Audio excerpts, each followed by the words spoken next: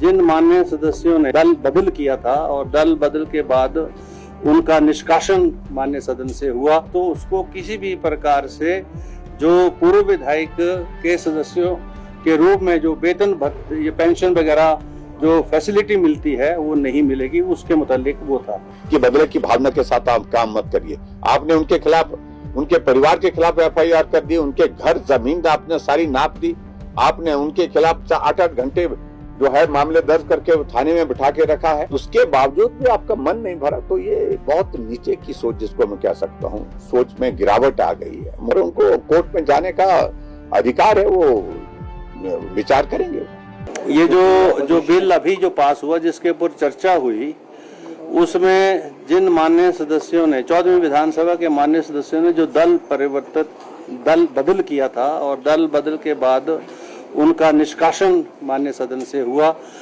और फिर अनसीट हुए, इलेक्शन कमीशन के द्वारा इलेक्शन करवाए गए जिसमें से 2 जीते बाकी नहीं जीते। तो ये जो बिल अभी आया था वो जो जब आप पूर्व विधायक हो जाते हैं तो पूर्व विधायक की परिस्थिति में आपको जो प्रिविलेजेस, जो पेंशन वगैरह के जो बेनिफिट्स मिलते हैं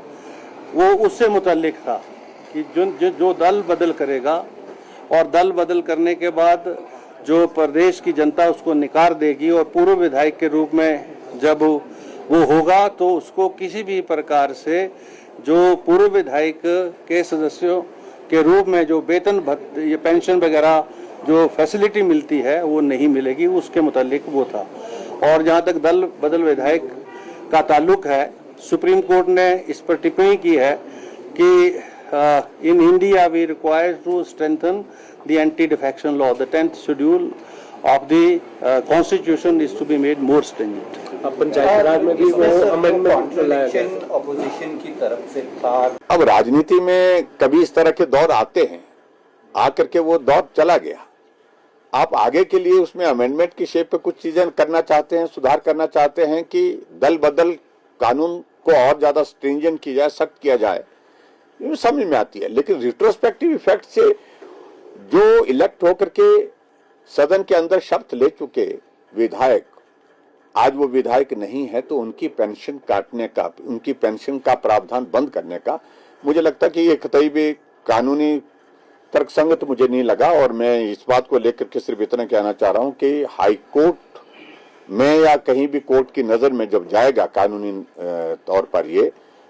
जिस प्रकार से निर्दलीय विधायकों की भी इन्होंने पेंशन बंद कर दी थी और हाई कोर्ट ने रिस्टोर कर दी, तो ऐसी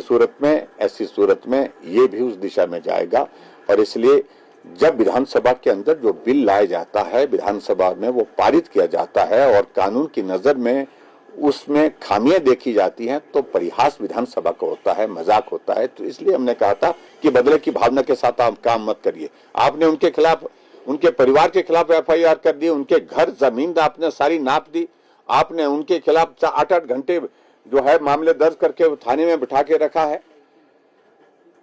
और उसके बावजूद भी आपका मन नहीं भरा, तो ये बहुत नीचे की सोच जिसको मैं कह सकता हूँ, सोच में गिरावट आ गई है। मुख्यमंत्री को थोड़ा इन सारी चीजों से ऊपर उठना चाहिए। अगर आपसे वो